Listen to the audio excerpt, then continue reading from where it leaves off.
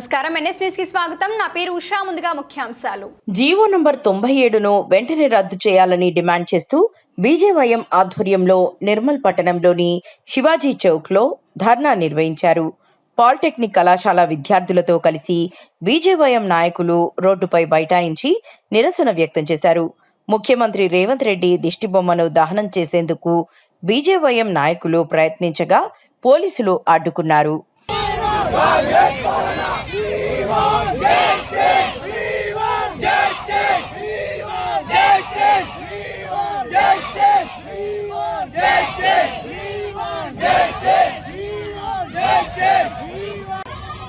ఏదైతే కాంగ్రెస్ ప్రభుత్వం GO number 97 తీసుకొచ్చిందో ఆ తీసుకొచ్చిన దాంతో పాలిటెక్నిక్ విద్యార్థుల భవిష్యత్తు ఆగమవుతుంది.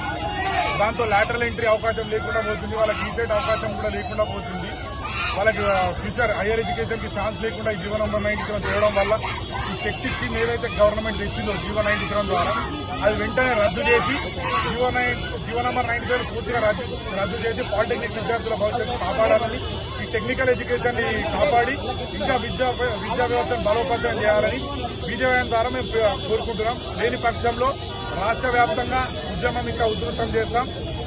విద్యార్థులకు న్యాయం జరిగే వరకు మా బీజేవైఎం తరఫున పోరాటం చేస్తూనే ఉంటాం.